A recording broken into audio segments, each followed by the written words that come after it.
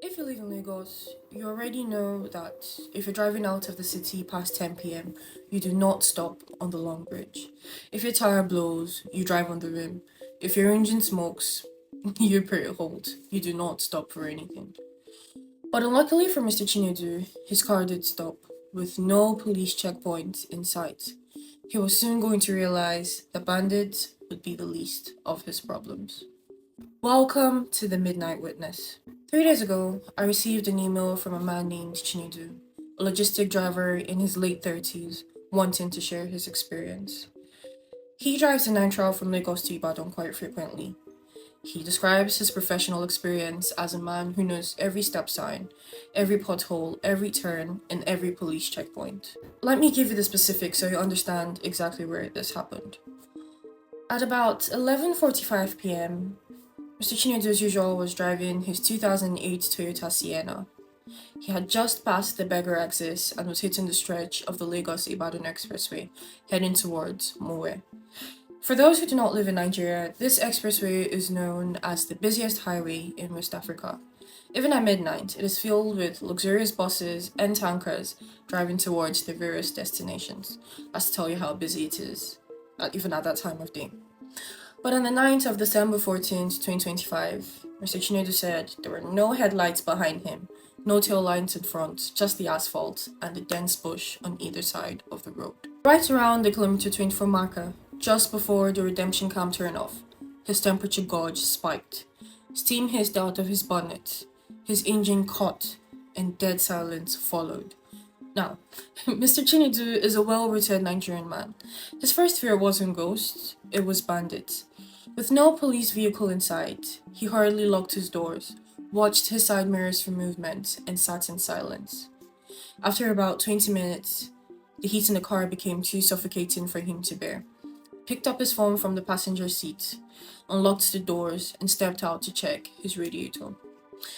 That's when he noticed a light in the thick bush. About 200 meters away, there was a glow. Not the electric light of a street lamp or the sharp beam of a flashlight. It was orange, flickering like a fire. With a glimmer of hope, Mr. Chinedu stepped off the highway onto the grass.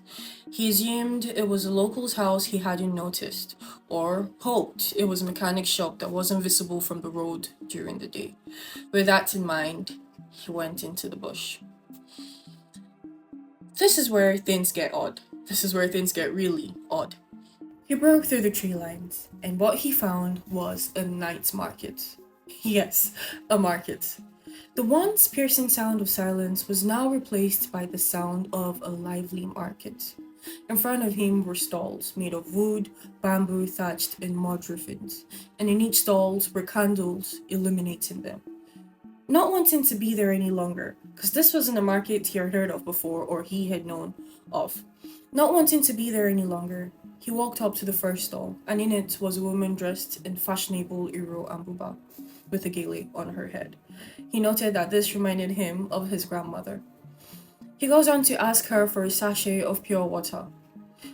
She stares at him blankly, and for a few seconds, there were no words exchanged.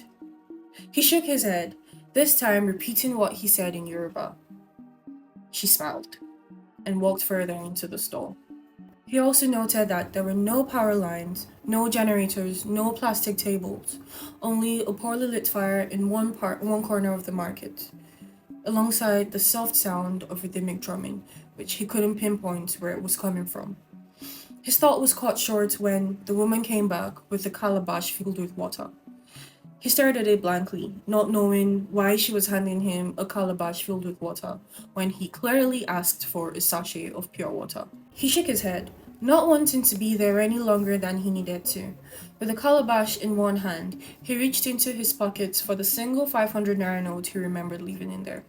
He stretched out his hand to hand her the money, and she recalled, looked at the money like it was filth. She goes on to point to a basket on her table. He peers into the basket, and what he found inside were cowrie shells. This confused him even further. In the States, he decided to take a proper look of the market. He goes on to see that the people in the market weren't walking like he had assumed. they were gliding.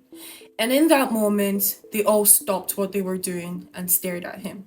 He was overwhelmed with fear. Not thinking twice, he dropped the calabash and ran. He ran as fast as he could, scratching his face in the process. He says the once soft rhythmic sound of drumming became louder and faster, like a heartbeat. He didn't dare turn around, he bolted for it. He stumbled back onto the highway, got into his car, turned the key, and the once dead engine roared to life. He went as fast as his car could go. After the adrenaline faded, he noticed the kilometer 24 marker, and with it came the buzz of the highway, with lights behind and in front of him. He goes on to say that he couldn't sleep for the next couple of days because he was scared, because he didn't know what happened to him. Some people might say it was a glitch in the Matrix, others might say it was his village people. Till today, he has no explanation for what happened to him. Maybe you might.